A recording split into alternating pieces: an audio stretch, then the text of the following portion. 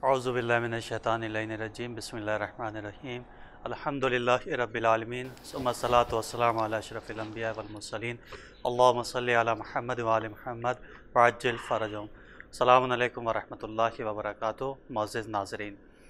آپ کا اپنا میزبان سید عطا عباس آپ کے اپنے پروگرام حسینی پروانے میں استقبال کرتے ہیں۔ جیسا کہ آپ کے علم ہے کہ اس پروگرام کا اصلی ہدف اور مقصد شہدائے کربلا کی عظمت اور ان کی فضیلت کو آپ تک کے پہنچانا ہے، لہذا اس سلسلے کو جاری و ساری رکھنے کے لیے ہمارے ساتھ موجود ہیں مہمان خصوصی حجت الاسلام والمسلمین عالی جناب مولانا مصطفیٰ علی خان ادیب الہندی صاحب قبلہ و کعبہ۔ السلام علیکم۔ وعلیکم السلام ورحمۃ اللہ۔ اگر جیسا کہ پچھلے کئی ایپیسوڈ سے شہدائے کربلا کی عظمت کو آپ ہمارے ناظرین تک کے منتقل فرما رہے ہیں، لہذا آج کے اس ایپیسوڈ میں کس شہید کربلا کی عظمت اور ان کی فضیلت کو آپ ناظرین تک کے پہنچانا چاہیں گے؟ اعوذ باللہ من الشیطان الرجیم، بسم اللہ الرحمن الرحیم، الحمدللہ رب العالمین،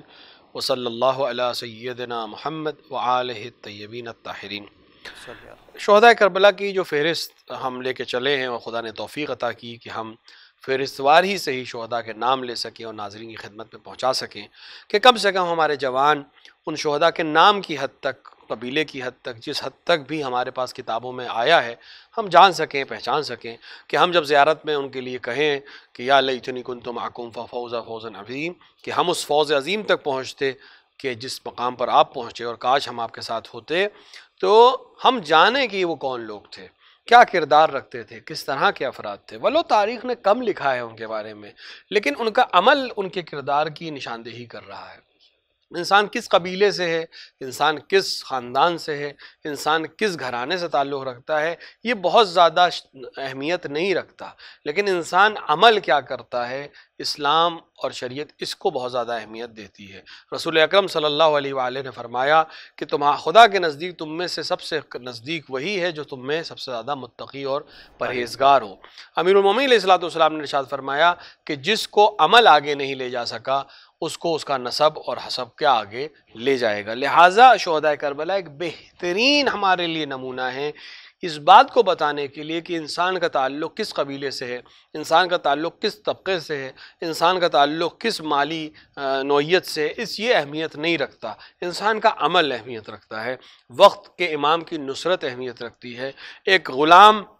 جون جیسا غلام، ایک ترک کا رہنے والا شخص غلام بن کر امام حسین علیہ السلام کی خدمت میں آتا ہے، لیکن اپنے عمل اور کردار کو اتنا اعلیٰ لے جاتا ہے کہ امام حسین اس کے لیے دعا بھی کرتے ہیں، اور وہ غلام جو اپنے آپ کو سیاہ فام سمجھتا تھا، جو اپنے آپ کو کالا سمجھتا تھا، جو اپنے بدن کو بودار سمجھتا تھا، وہ دنیا کے تمام خوشبوؤں سے زیادہ معطر ہے اور اس کا کردار سب سے زیادہ روشن اور منور ہے۔ لہٰذا ہم صرف زیارت میں اس جملے کو نہ دہرائیں بلکہ عملی اپنی زندگی میں ان کے کردار کو اپنانے کی کوشش کریں تاکہ ہم اپنے وقت کے امام کی نصرت کرنے والے افراد میں شامل کیے جا سکیں۔ ہماری فہرست میں جو بہت سارے نام ہیں جن کو علماء نے، مورخین نے لکھا، اور ہم نے تقریباً تمام ناموں کو کوشش کی ہے کہ فہرست میں جگہ مل جائے۔ ممکن ہے کچھ نام تکراری ہوں، ممکن ہے کچھ نام صرف ایک مصنف نے لکھے ہوں، لیکن ہم پھر بھی ان کا نام ولو بحد ذکر یہاں پر بیان کرے دے رہے ہیں۔ دو نام،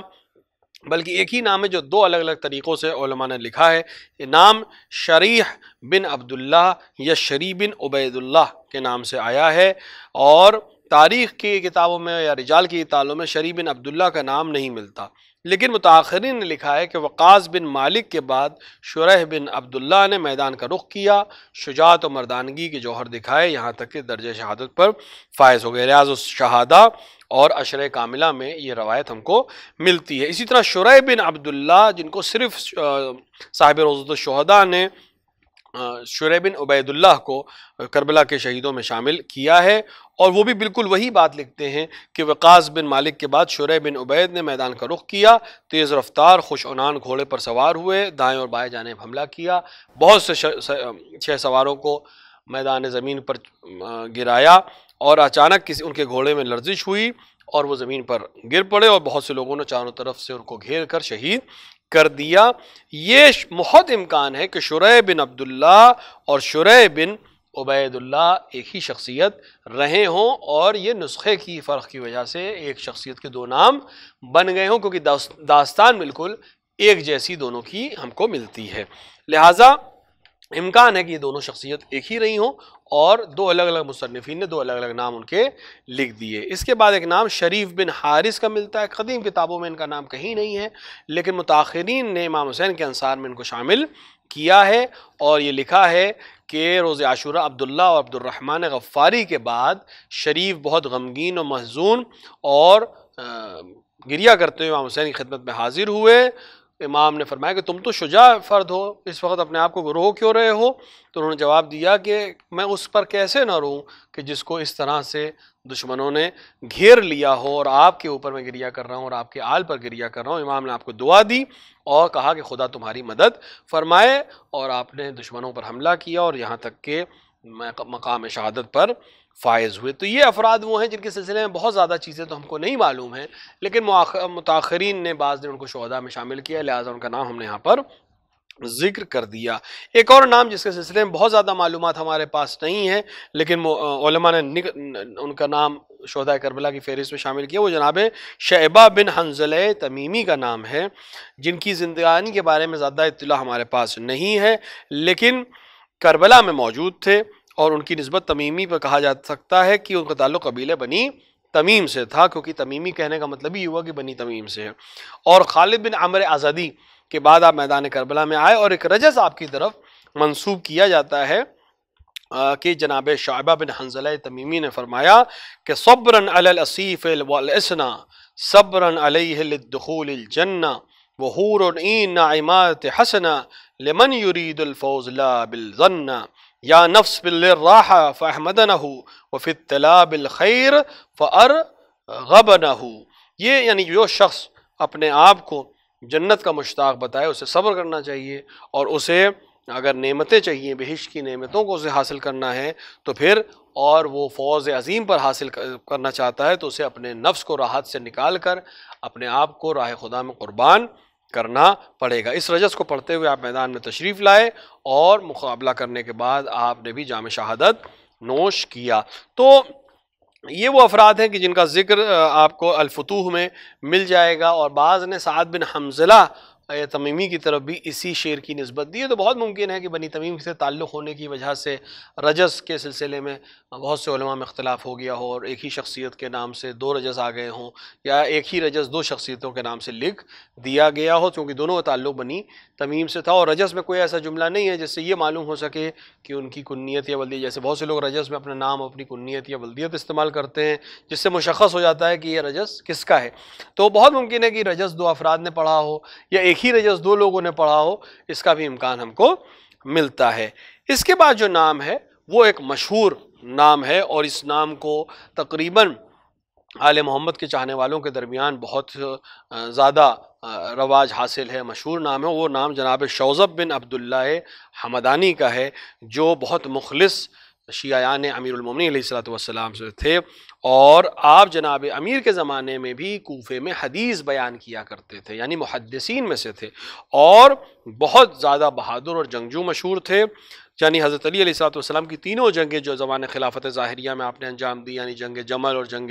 صفین اور جنگ نہروان، اس میں آپ شریک ہوئے، اور امام حسین علیہ السلام کے باوفا صحابیوں میں سے اور ساتھیوں میں سے تھے، اور کوفے میں جب تک رہے امام حسین علیہ السلام کے لیے بیعت لیتے رہے، جناب مسلم کی حمایت میں رہے، اور جناب عابس کے ہمراہ آپ بھی میدان کربلا میں تشریف لائے، اور روز عاشوراء حنظلہ بن سعد شمامی کے بعد آپ کو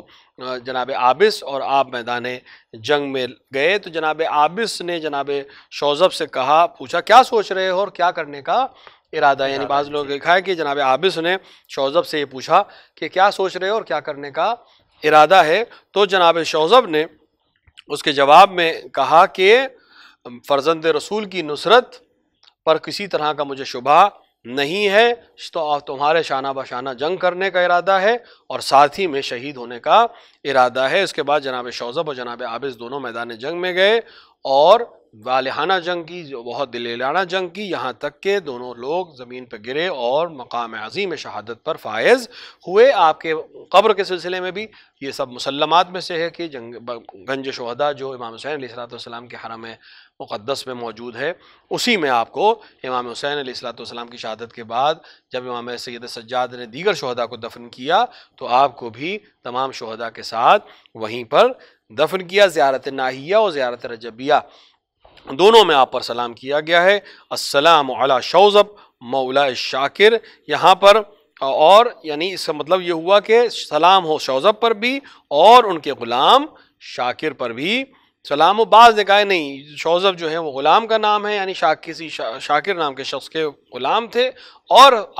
کے چاہنے والوں میں سے تھے، لہٰذا سلام ہو شاکر کے غلام شوذب کے اوپر جنہوں نے اپنی جان کو امام حسین علیہ السلام پر قربان کر دیا۔ ایک چیز کی طرف اور ہم اشارہ کر دیں کہ بہت سے لوگوں کے نام کے آگے یہ لفظ مولا ملتا ہے، تو یہاں پہ مولا سے مراد وہی عبد ہے، یعنی وہ شخص جو کسی کا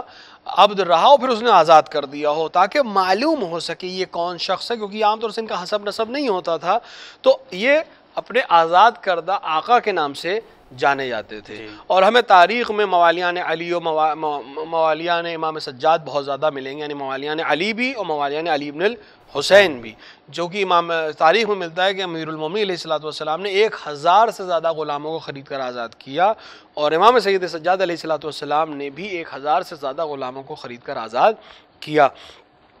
ان کو اتنے زیادہ لوگ تھے کہ انہوں نے ایک پورا محلہ بسا لیا تھا، اور یہ محلہ ہی موالیان علی کہلاتا تھا، جس کا مطلب یہ تھا کہ وہ لوگ ہیں جو علی کے ذریعے آزاد کیے گئے ہیں۔ تو یہ جو نام کے آگے مولا لگا ہو تو اس کا مطلب یہی ہوتا ہے کہ یہ آزاد کردہ کے نام سے پہچانے جائیں، کیونکہ ان کا حسب نسب زیادہ معلوم نہیں ہوتا تھا۔ لہٰذا جناب عابس کے لیے بھی جو زیارت میں نام آیا کہ السلام علی عابس مولا شاکر، سے مراد ان کے آزاد کرنے والے آقا کا نام شاکر ہے، تاکہ وہ پہچانے جا سکیں کون سے شوذب کی بات ہو رہی ہے۔ اور یہ لوگ آزاد ہونے کے بعد بھی اپنے دین اور موقف پہ قائم رہتے تھے، اور اکثریت یہ انہی لوگوں کی جو مخلصین میں سے تھے، امام علی علیہ السلام کے مخلصین میں سے تھے، اور جہاں جہاں تک ممکن ہوا امیر المومنین ان کی آل کی انہوں نے حمایت کی، اور ان میں سے اکثر وہی افراد ہیں جو میدان کربلا میں آئے اور مقام عظیم شہادت پر فائز ہوئے۔ بے شک، جزاک اللہ۔ اگر یہ ایک اہم پیغام ہے کہ جس کو آپ نے اپنے مقدمے میں ناظرین تک کے بیان فرمایا ہے۔ ناظرین، واقعاً یہ آج ہمارے لیے ایک ایسا درس ہے کہ جس درس کو ہمیں اپنی زندگی میں اتارنا ہے۔ جس جانب مولانا نے اپنے مقدمے میں اشارہ کیا کہ امام حسین علیہ السلام کے اوپر جو افراد قربان ہوئے ہیں، ان میں سے بہت سے ایسے لوگ ہیں کہ جن کا تعلق دین سے نہیں تھا، جن کا تعلق اسلام سے نہیں تھا، لیکن چونکہ معرفت امام رکھتے تھے، لہذا اس بنیاد کے اوپر اپنی جان کو اور اپنے خون کو امام حسین علیہ السلام کے اوپر مقدم کیا۔ لہذا آج ہماری ذمہ داری ہے کہ اس پرآشوب دور میں اپنی زندگی کو ایسا گزارے اور ایسا خوشبودار اپنی زندگی کو بنائیں کہ جو ائمہ اطہار علیہ السلام کے پیغامات کے اوپر ہے۔ لہذا جب ہمارے وقت کے امام ہمارے سامنے تشریف لائیں تو امام یہ کہہ سکے کہ یہ ہمارا چاہنے والا ہے، اور امام اپنے سینے اور اپنے کلیجے سے ہمیں لگائیں۔ جزاک اللہ آقا کہ جس جانب آپ نے اشارہ کیا، واقعاً یہ ایک اہم پیغام ہے عالم انسانیت کے لیے اور ہمارے لیے بھی کہ آج اس دور میں ہمیں کیسی زندگی گزارنی۔ ہم یہ نہ دیکھیں کہ ہمارے پاس مال کتنا ہے، دولت کتنی ہے، ہمارا نسب کیا ہے، ہمارا حسب کیا ہے، ہمارا تعلق کس خاندان کس قبیلے سے نہیں۔ امام حسین علیہ السلام کی یا ائمہ اطہار علیہ السلام کی شخصیت وہ ہے کہ جو قبائل کو نہیں دیکھتے، جو مال و دولت کو نہیں دیکھتے، جو حکومتوں کو نہیں دیکھتے، بلکہ انسان کے کردار کو اور انسان کے اخلاق کو دیکھ کے اپنے سینے سے لگاتے ہیں۔ اگر یہاں کے اوپر ایک سوال یہ ہے کہ جیسے جناب شوذب کے جب آپ ان کی فضیلت کو بیان فرما رہے تھے تو آپ نے حرم امام حسین علیہ السلام کا ذکر بھی کیا۔ ہمیں کتابوں کے اندر یہ ملتا ہے کہ جب انسان سفر پہ نکلتا ہے تو اس کی سفر کے اوپر نماز قصر ہو جاتی ہے، لیکن حرم امام حسین علیہ السلام کے اوپر جب ہم پہنچتے ہیں تو وہاں کے اوپر یہ ہے کہ نہیں، آپ اپنی پوری نماز پڑھیں۔ تو یہ فلسفہ کیا ہے کہ حرم امام حسین میں ہم پوری نماز ادا کریں، لیکن اس کے علاوہ اگر ہم کہیں جاتے ہیں تو ہماری نماز قصر ہو جاتی ہے؟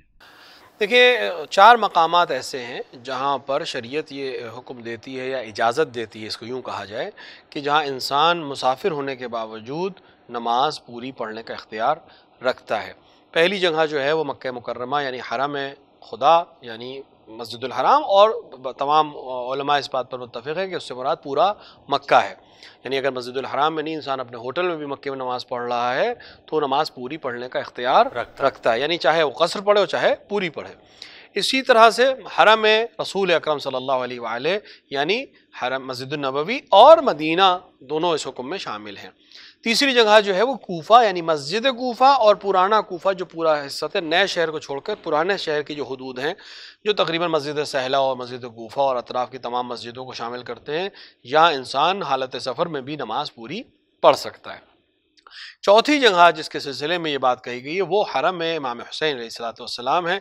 البتہ اس میں علماء میں صرف یہ اختلاف ہے کہ کس حد تک انسان کو یعنی حدود کیا ہیں نماز کو پوری پڑھنے کے. بعض کے نزدیک حائر حسینی ہے، یعنی امام حسین علیہ السلام کے اندر کا حصہ، گنبد کے نیچے کا حصہ جس کو حائر حسینی کہتے ہیں، جو زری کے اطراف ایک ذراع تک کا حصہ ہے، وہاں تک اگر کوئی انسان نماز پڑھ رہا ہے تو اس کو اختیار ہے کہ چاہے وہ قصر پڑھے چاہے پوری پڑھے. بعض علماء کہتے ہیں کہ نہیں، اس سے مراد پورا حرم امام حسین علیہ السلام ہے جو پرانا بنا ہوا حرم تھا. اور بعض علماء اس بات کے قائل ہیں کہ نہیں، حرم سے مراد پورے عرض کربلا ہے، یعنی کربلا میں کہیں پر بھی اگر انسان نماز پڑھ رہا ہے تو اس کو اختیار ہے. البتہ یہ اختلاف ہے، لیکن خود حرم امام حسین میں اختلاف نہیں، یعنی ذریعہ مقدس کے پاس جو انسان نماز پڑھ رہا ہے وہ نماز کو پوری پڑھ سکتا ہے. شاید اس کی ایک وجہ یہ ہو کہ اصل علت تو خداوند عالم جانتا ہے، لیکن شاید اس کی ایک حکمت یہ ہو کہ جس طرح انسان خانہ خدا میں جب نماز پڑھتا ہے، بیت اللہ میں جب نماز پڑھتا ہے، مکے میں جب نماز پڑھتا ہے تو مکہ تمام مسلمانوں کے لیے ہے،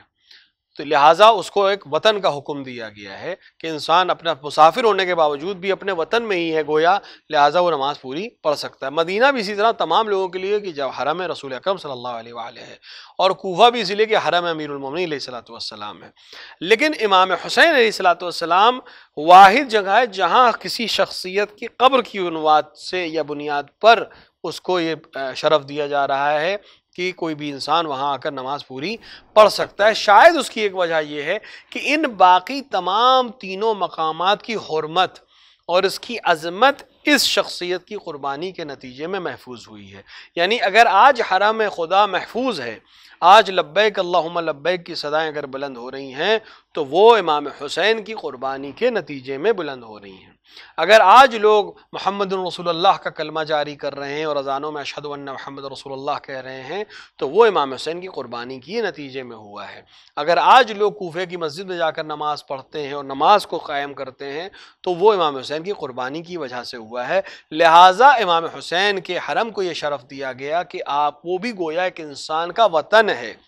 جہاں سے انسان اس کمال کی طرف جا سکتا ہے کہ جس کے لیے انسان کو خداوند عالم نے خلق کیا تھا، جس کے نتیجے میں اس کو حکم ہوا فرشتوں کی کو جناب آدم کا سجدہ کریں، کیونکہ جو مقام جو انسان کو خداوند عالم دے رہا تھا اس مقام تک انسانیت نہیں پہنچ سکتی تھی اگر امام حسین جیسی شخصیت آ کر وہ قربانی پیش نہ کرتی. لہٰذا ایک حکمت اس کی یہی ہے کہ انسان امام حسین کی قربانی کے نتیجے میں ان مقامات کی عظمت اور معرفت رکھتا ہے. اگر امام حسین نہ ہوتے تو بہت ممکن ہے کہ خانہ کعبہ ہوتا لیکن اس کے چاروں طرف طواف کرنے والے لبیک اللہم لبیک کی صدائیں بلند نہ کر رہے ہوتے. بہت ممکن ہے کہ مدینہ منورہ ہوتا لیکن محمد رسول اللہ کہنے والے صحیح معنوں میں رسول کی معرفت رکھنے والے نہ ہوتے. لہٰذا امام حسین کو جو عظمتیں خداوند عالم نے دی ہیں ان میں سے ایک عظمت یہ شامل کی گئی جو کسی دوسرے کو بھی یہ عطا نہیں کی گئی ہے، اور یہ خاصیت امام حسین علیہ السلام کی ہے جو الگ سے بہت سی چیزیں ملی اس میں سے ایک وجہ تو خود قربانی اور مقام جو امام حسین کو دیا گیا ان میں سے یہ چیز رکھی گئی ہے. اور جس طرح سے کوئی بھی مٹی خا کے شفا نہیں ہے سوائے قبر حسین ابن علی کے، اور کسی کی بھی یعنی امام حسین کے بعد اب جو نسل امامت ہے وہ امام حسین علیہ السلام سے چلے گی. یہ خاص چیزیں تھیں جو کربلا کی قربانی کے بعد امام حسین کو عطا کی گئی. تو ایک تو عطا الہی ہے اور دوسرا یہ وہ ذات ہے جس کے نتیجے میں جس کی قربانی کے نتیجے میں یہ تمام معارف ہم تک پہنچے ہیں. اگر اس کی پاداش میں خداوند عالم کچھ بھی اسے دے دے تو یہ کم ہی مانا جائے گا اس قربانی کے مقابلے میں جو حسین ابن علی نے عطا کیا، انجام دی یا قربانی دی، کیونکہ حسین ابن علی نے اپنا سب کچھ راہ خدا میں دے دیا۔ تو انصاف کا تقاضا یہ ہے کہ خدا بھی اپنا سب کچھ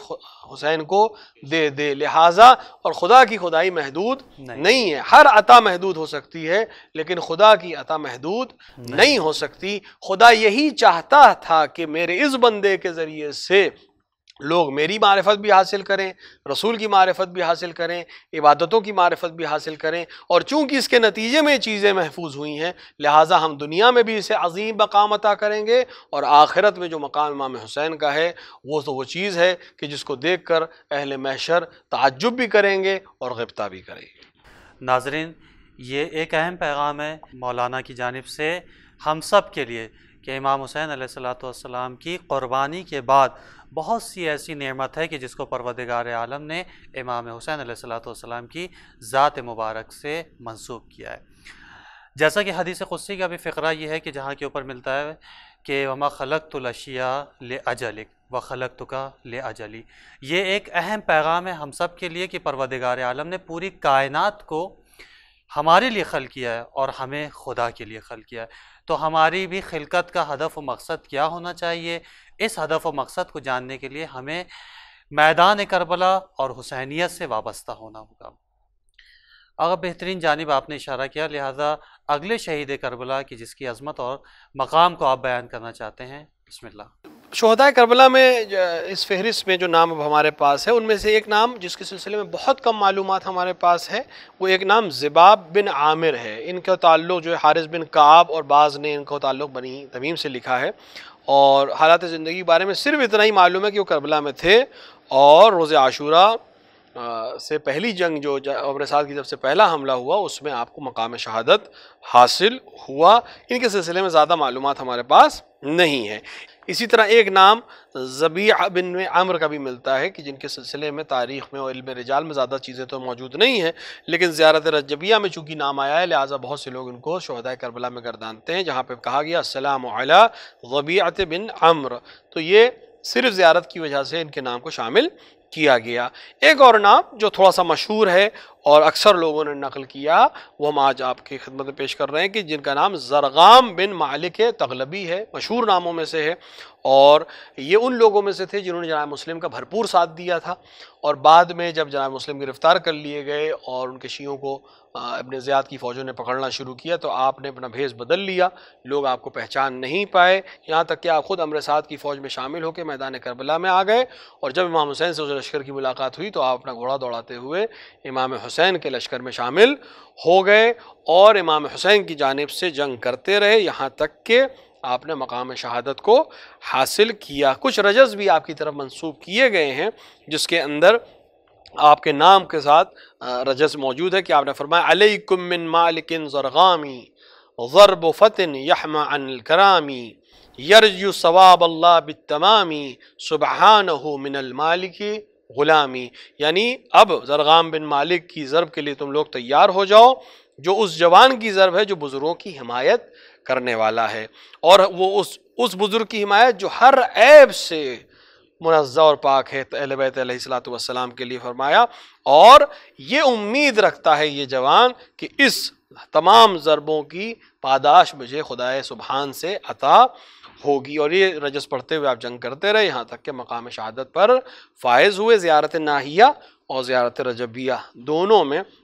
آپ کو اس طرح سے یاد کیا گیا السلام علی زرغام بن مالک، اور ان شہدائے کربلا میں جن کا نام دونوں زیارتوں میں ملتا ہو یا جن کے نام سے رجز ملتا ہو اور مورخین نے سب نے لکھا ہو، ان میں سے ایک نام جناب